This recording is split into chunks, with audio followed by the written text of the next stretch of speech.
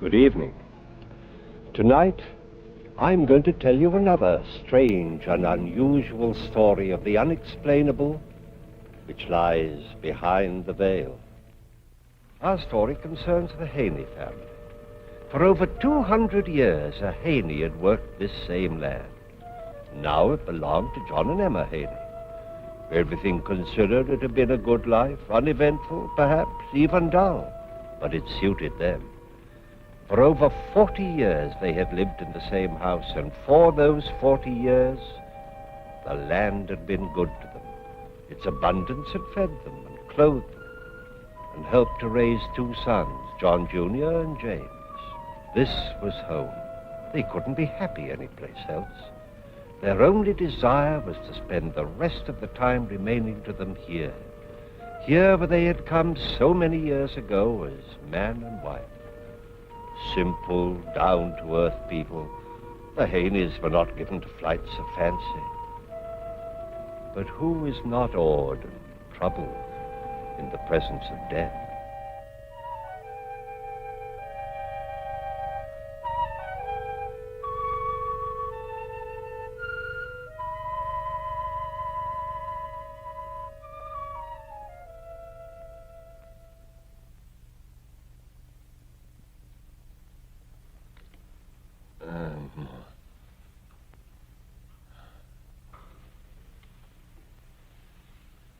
Yes, John?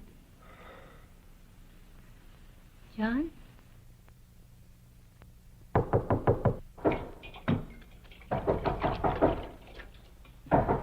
All right, I'm coming. Jamie. Well, you're going to keep me out here all night? No. Come in, Jamie.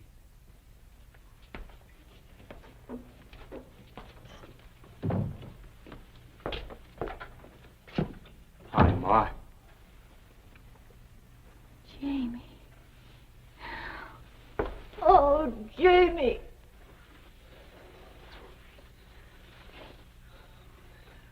You've changed, Johnny. Still not having any fun, are you? Being on a farm by yourself doesn't leave much time for fun, Jamie. John's been working awful hard, Jamie. He would. Old, dependable Johnny. Let me fix you something to eat. No, thanks, Ma. I eat in town. Some coffee, then, and a piece of pie? All right. Just a small piece, Ma.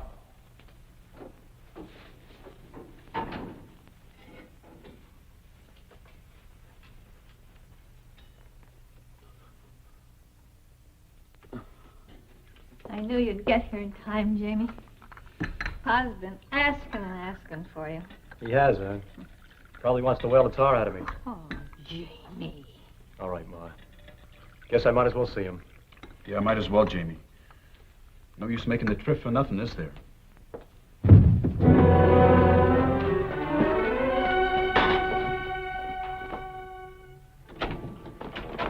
John! He's all right. Take his feet, Jamie. We'll get him back to bed.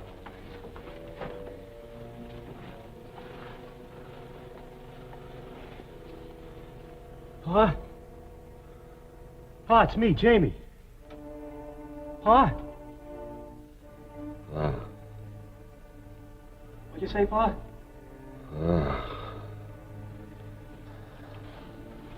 Did he make much sense? No, just mumbling. He's been like that for 2 days now. He knew you would, Jamie. I know he did. Sure. Sure he did, Ma. Let's go downstairs. Go on, Johnny. I'll be down in a minute.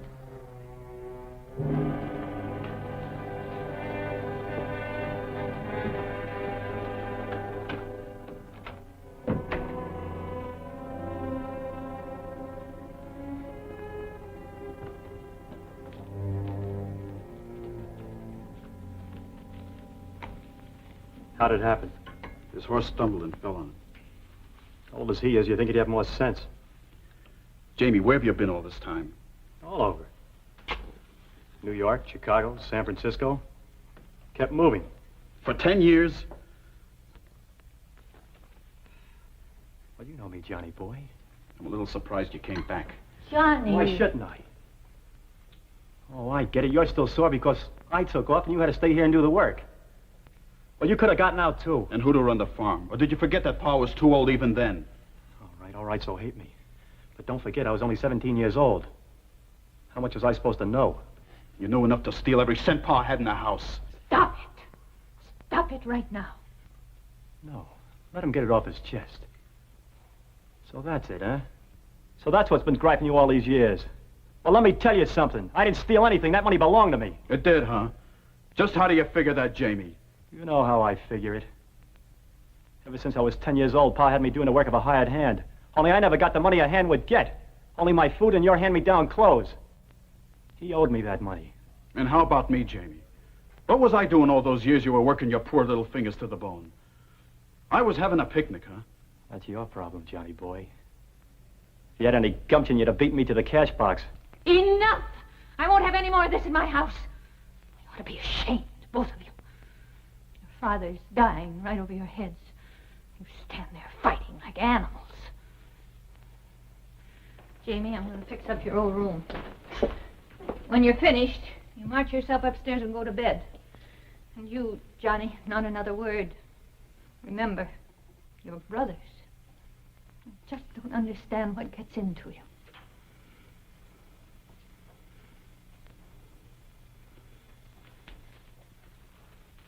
Here, Ma, let me help you. Thank you. Tell me the truth, Jamie. Just for once.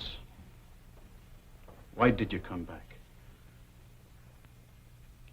You never were very bright, were you, Johnny? All right, I'll tell you. Your telegram got to me at the right time. I'm broke. And I figured in 10 years the old man had enough time to build up another pile. You make me sick to my guts, Jamie. You should be standing here. Take a look at yourself, Johnny. You're only 3 years older than I am, and anybody would take you to be my father. You should be sick. You outsmarted yourself this time, Jamie. You made the trip for nothing. If Pa dies, you don't get a dime.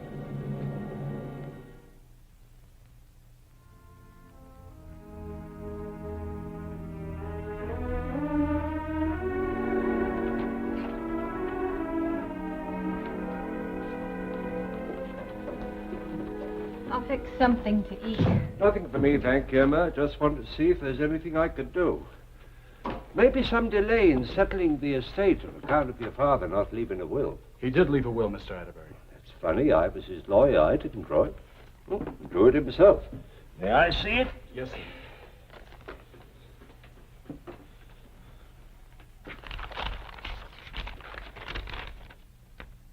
Leaves everything to you, Johnny. Knowing that as head of the family, you will take care of your mother and young brother. Johnny, I'm so glad. Wait a minute. Let me see that. Seems legal. Should save us quite a bit of time. Not legal enough. I'm afraid I have a big surprise for you, Johnny boy. What's this? Read it. To my youngest son, James, I leave all my worldly possessions and trust that he will provide for his mother as long as she lives, and it is my hope that he will do what is fair for my eldest son and his brother, John Jr. And which is the legal one? Yours is dated August the 8th, 1892. Jamie's dated July 14th, 1898. Jamie's the one that'll stand up in court. Can't imagine what he was thinking about. 2 wills. John knew what he was doing. I know what he was thinking. You knew his temper, Mr. Atterbury. Pa and me had a real knockdown and drag out of my wanting to enlist for Cuba. He said I'd be sorry if I went. Well, Why all the sour faces? Ma has nothing to worry about. And you know I'll take care of you, Johnny boy. I'm sure you will, Jamie. Mr. Atterbury, how long will it take for all the legal stuff to clear up? What's your hurry, Jamie? Well, I thought I'd put the farm on the market as soon as I can. Jamie, you're not going to sell the farm. It's our home. Oh, now, Ma. You know I'm not cut out to be a farmer. Besides, we ought to get a good price for it right about now. But Jamie... Where'll Ma go, Jamie? Don't worry about that. I'll take care of her. Where, Jamie? Well, you always wanted to visit Aunt Martha in Kansas. Now's your chance. Oh, but Jamie, that was only for a visit. I can't imagine living any place but here. When she gets back from a visit, what then, Jamie? Well, Ma deserves a rest. You know, at her age, she ought to take it easy. I thought we'd get her a room for her at Mrs. Chalmers. That's nothing but a home for old folks. You'd like it, Ma. You wouldn't have to work anymore, and there'd be people your own age to talk to. You know what I mean, Johnny. Sure. I know what you mean, Jamie. To get her off your hands for the rest of your life, you'd like her to sit on a porch and rot. That's what I get for being a nice fella. Well, this is my farm. Pa left it to me, and I'll do what I like. If Ma don't do what I want, okay, you can take care of her. What are you doing? Johnny! Stop it, you two. You hit me, you won't get a cent. Johnny, stop! Listen to me! Jamie's right. I have been working too hard. I'm tired. You know I want to see Martha again, and when I come back, I'd like to live at Mrs. Chalmers. I think it'd be very nice. All right, Ma. I'll be good. Mr. Atterbury, how do we go about breaking that will? I wouldn't try that, Johnny. Well, I don't know, Johnny. Father was of sound mind when he wrote it. Well, how about the part about taking care of Ma? You call throwing her into a home taking care of her? You know Pa didn't mean that. Well, there could be a chance of stopping the sale of the farm or preventing the dissipation of the assets during your mother's lifetime. Don't you worry about Ma. I'll take care of her. You just mind your own business. Now, I'll tell you something. Get out of my house. Jamie, he's your brother. Then why don't he act it? He's been beating on me ever since I got here. You heard him. Now, this is my house, and I want you out of here. Johnny, he's upset. Maybe for a little while, till he cools off. Will you take the case, Mr. Atterbury? Yes, Johnny. I'll take it. All right, Jamie. I'll get out of your house. For now. Have your fun while you can.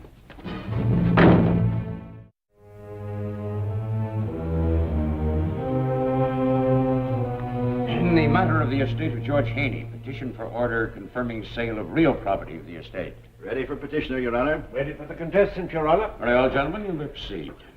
May it please the court. All of the statutory facts necessary for the court's approval of the sale are alleged in the verified petition of Mr. James Haney, the duly appointed executor of the estate. The estate consists entirely of the farm which is being sold, and the price offered exceeds the appraised value. It is to the best interest of the estate to convert the real property into cash, since the executor is without funds with which to support his mother, or himself, or to meet the expenses of the administration of this estate. Mr. Atterbury? Your Honor. Perhaps we can shorten the issues. Do you propose to introduce evidence that the sales price is too low? No, Your Honor. It's our position. It's not necessary for the sale of this farm at all. Haney family have worked this property for 40 years. Profit. It's ever Haney's home. The source of her care and comfort. That's what John Haney meant to say in his will. What is your own personal reason for trying to void your father's will? I have none. Oh, in other words, then, if this court should declare the will invalid, you'd make no attempt to share in your father's estate? No, sir, I would not. Then why has this case been brought to trial in the first place? Just want to make sure that my mother gets what's rightfully hers. Well, now, the wording of the will's quite plain. Your brother James is to take care of your mother. Have you any doubts that he will? I sure do. Would you tell the court what your doubts are? Because I know Jamie. I know how he thinks. He's a liar and a thief. Objection. Sustained. Mr. Haney, I must warn you that this court will not tolerate name-calling. Another outburst like that, and I will cite you for contempt. I'm sorry, Your Honor. No further questions. Mr. Blow? No questions. Now, it's now nearly noon. This court will adjourn until 2:30 o'clock.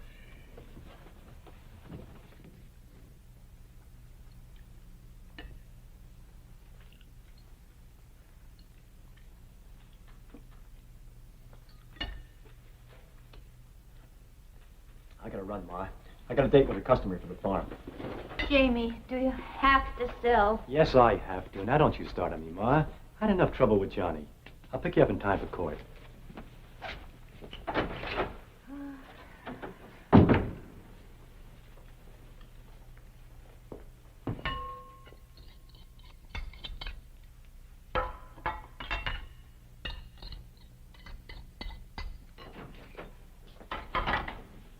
Johnny, you shouldn't be here. If Jamie sees It's you... all right, Ma. I waited for him to leave. I won't be long. I just want to get some of my things. Please hurry. I don't want any more trouble.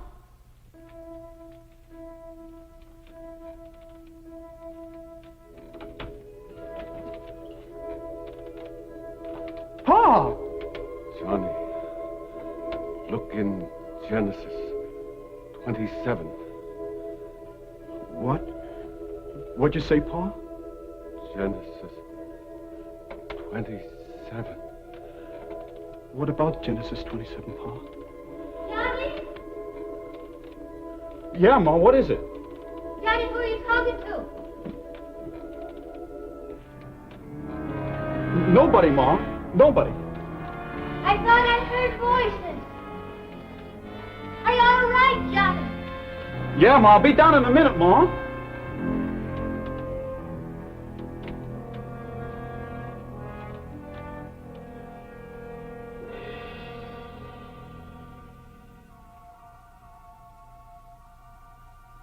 Pa. Pa.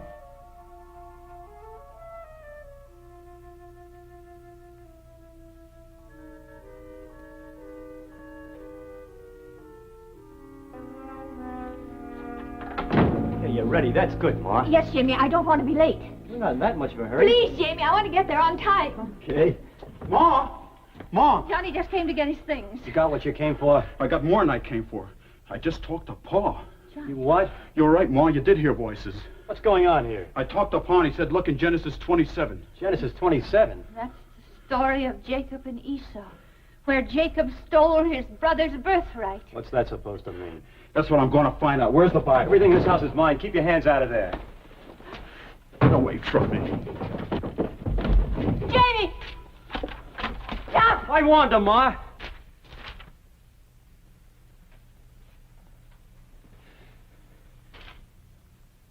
What's the matter, Johnny? Nothing in it? What'd you expect to find, a new will? There is no other will. And I'll tell you something else. The next time I find you in here, even mine ain't gonna stop me from putting a load of buckshot in you. Now get out of my house and stay out. Please go, Johnny. Johnny boy, might as well take Genesis 27 with you. That's all you're gonna get.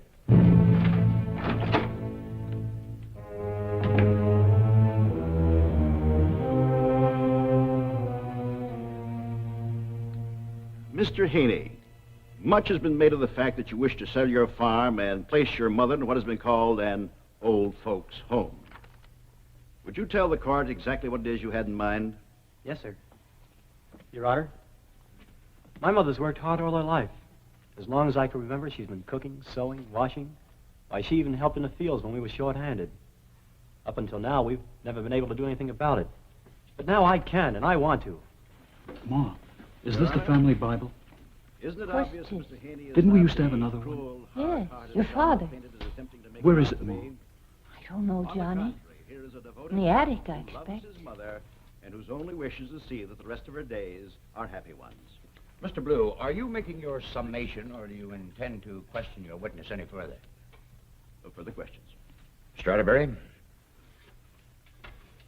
I beg the court's indulgence. The matter which has a bearing on this issue requires investigation. Might we recess until tomorrow? I don't believe that will be necessary, Mr. Atterbury. I have heard enough and am prepared to rule. However, I will delay my ruling until noon tomorrow if within that time you have anything to bring to the court's attention, I will receive it. In Mr. Blue's presence, of course. This court stands adjourned.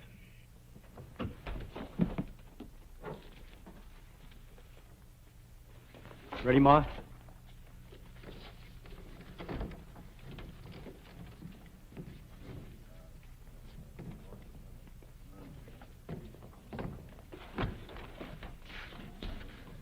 Jamie catches you in that house, he may figure he has every right to shoot you. I don't care. Pa wasn't the kind to play practical jokes. I saw him as plain as I see you.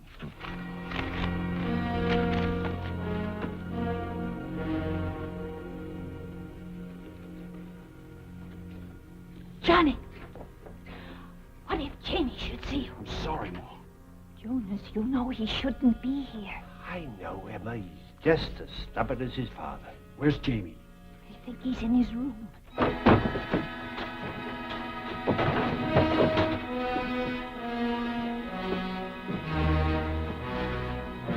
don't want any more trouble. I don't plan on causing any more. But I'm going to have one more look around whether he likes it or not. What are you looking for? He's got some idea his father may have left another will. That Bible passage, Ma. Genesis 27. Isaac couldn't do anything about his sons, but I think Pa did. No, Johnny, I'm not going to let you stay. You can't stop me, Ma. I'm going to have one more look. Johnny! Never Johnny! mind, Emma. Let him go. Let him take his look. Then maybe we can get him out of here before Jamie sees him.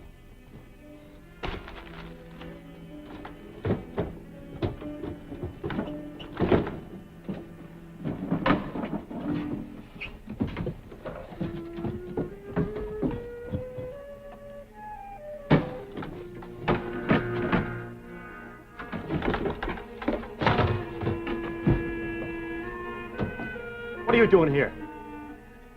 So you figure the same way, huh, Jamie? What'd you find? Nothing, and I told you to stay out of here. What are you scared of, Jamie? What are you hiding? Stay away from me! I told you to stay out of here! I'm going to give him a couple of more minutes and then...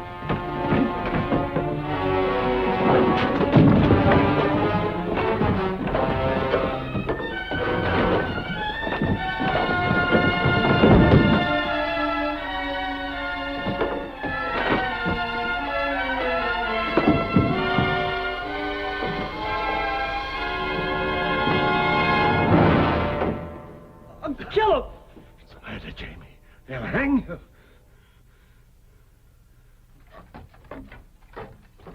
Johnny! Johnny! Johnny!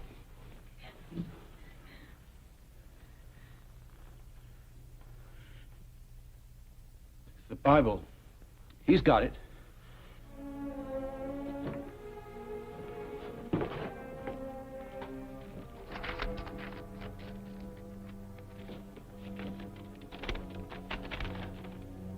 I, John Haney, hereby bequeath... You were right, Johnny. There was another will. Of a later date. Leaving everything to you. This'll stand up in court tomorrow. The reappearance of John Haney is not unique. Over the years, many such instances have been reported and documented. In fact, the event on which tonight's story is based was directly responsible for a ruling by a court of law, the only one of its kind in our legal history. Jonas Atterbury knew his law. The newfound will was presented in court the next day and accepted without delay as valid. In leaving his estate to his eldest son, John Haney had chosen wisely. John Jr. was not a vindictive man. James was given an equitable share of the estate and departed for parts unknown. And Emma Haney was content in the knowledge that the rest of her life would be spent in the home that she loved. More than that, she knew that when she died, she would rest beside her loved ones, undisturbed. For to John Haney, Jr., the land was a sacred trust, not to be passed from hand to hand, but held for his children and his children's children. Science does not as yet know all that happens to us after life leaves our bodies. But we cannot say with certainty that there is no explanation of what you have just seen. we can only assume that there may well be one. Please join me again for another journey into the world of the unexplainable that lies behind the veil. Good night.